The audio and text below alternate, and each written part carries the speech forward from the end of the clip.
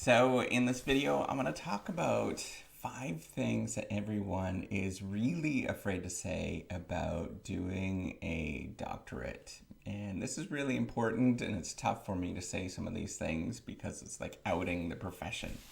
So if you don't know me, I am Professor Dave Massac. I'm Associate Professor of Innovation Strategy and Entrepreneurship, and I created this whole reciprocity project to give back as much as I possibly can. There's so many people that help me out that I wanted to pay the favor for to help you out. So this is going to be really beneficial for anybody that's thinking of doing research and they're wanting to go into a research career. This is probably going to really save you a lot of time and effort. All right, so the first thing is that supervisors can really make or break your academic career. This is really very, very true across the board. If you get a good supervisor, a good one, and it's really hard to sort of define good, but somebody that is going to be supportive, somebody that is sort of research productive and helping you. If you get a good one, then you're likely going to do well. If you don't find one that fits, then you're likely to flounder within the career because you just simply can't find how to actually get things done or how to sort of put things together. This is very true. A lot of people go through this, and it takes a while to figure out the person that sort of fits with you and that you become productive or research oriented. So really, really be careful in terms of the advisor to pick. And I've got lots of different videos on that. You should watch those videos. The second thing, and I think that this is really problematic in the field, is that competition very much incentivizes people to play a research game and to not focus on doing good research, but to focus on playing the game of doing research, where they are doing all sorts of things to look and make their metrics look better than what they actually truly are. And there's a whole game to this in terms of looking at your productivity metrics and making your productivity metrics look really amazing. And a lot of people play those games. A ton of people play those games. And you just have to be very careful when you see that happening. A sure sign of this, but it's not true across the board.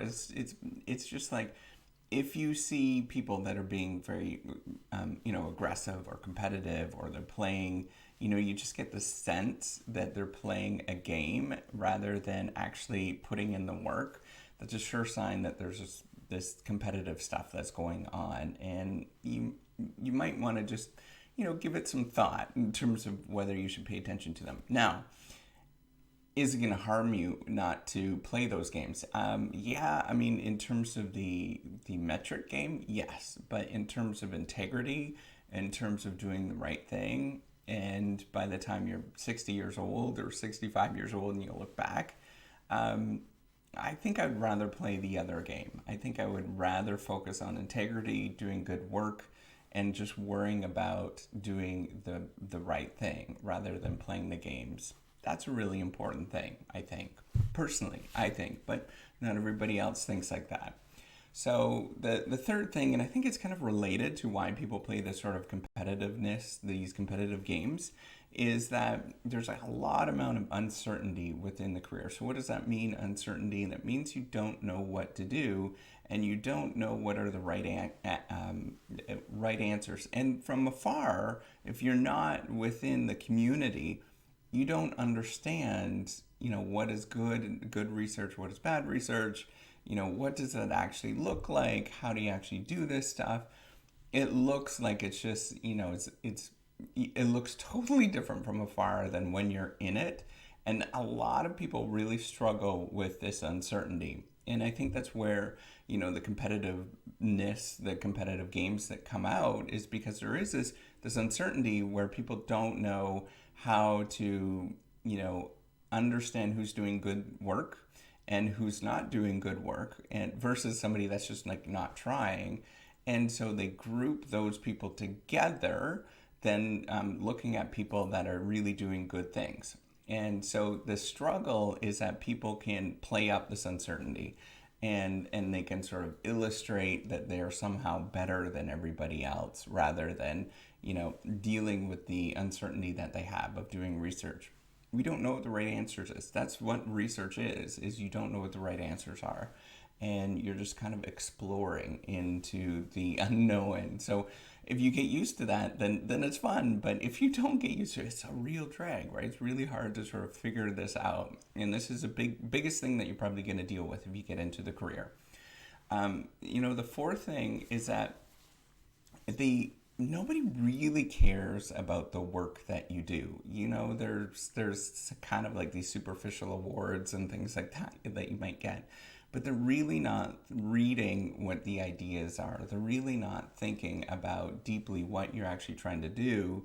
And this is a really tough thing for a lot of people to deal with, because the number of people that are actually going to read your stuff and really care about what you're doing, you can count on your hand.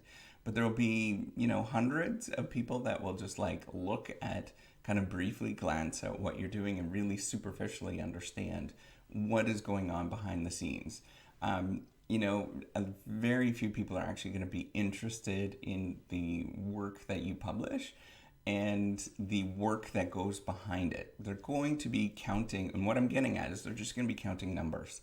They're going to be counting the publications that you get, or they're counting the whatever it is that you're getting, and they're not actually going to read the ideas.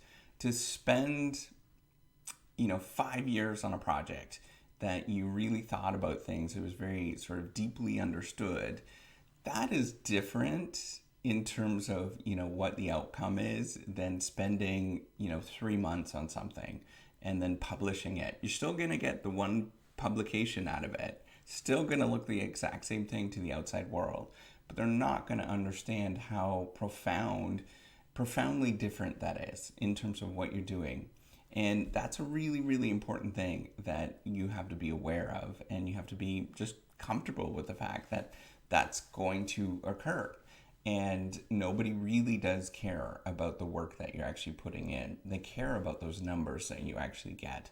And that's not sort of a good feeling. And then you just have to have that confidence that you're doing the right thing from this. Again, it's coming back to the that you're doing the right thing in what you're doing, rather than doing the quick fixes and the playing the game, I guess.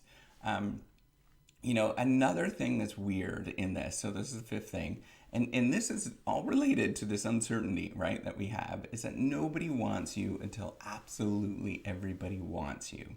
And so what does that mean? So why is that going on? So if there's uncertainty in the marketplace, what that does is people look for endorsements or look for sort of status signals from other people. There's actually research on this.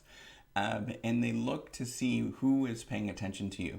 And so what ends up happening is nobody pays attention to you for a very long time. And then all of a sudden you might get a status signal from somebody. And all of a sudden other people start paying attention to you. It's like the same dynamics that you would see like in the NHL.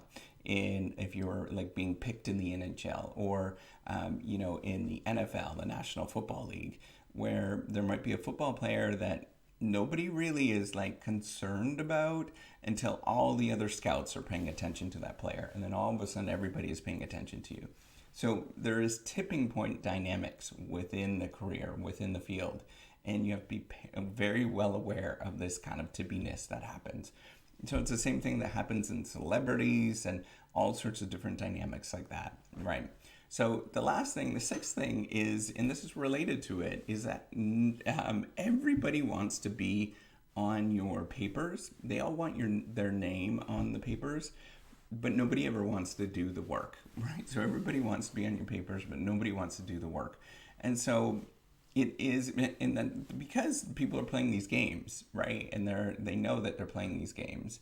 And so they commit to being on a paper, but then they never want to put in the work to actually get this done. And so it is tricky to deal with this, but what you have to look for is people that are, just dedicated to do the work, and they enjoy doing the work rather than actually playing these games. And that is very, very tricky and very profound to sort of figure this out. And it's not obvious. So how do you figure this out? You talk to people, or you just wait and you see how people actually behave behind the scenes rather than up front.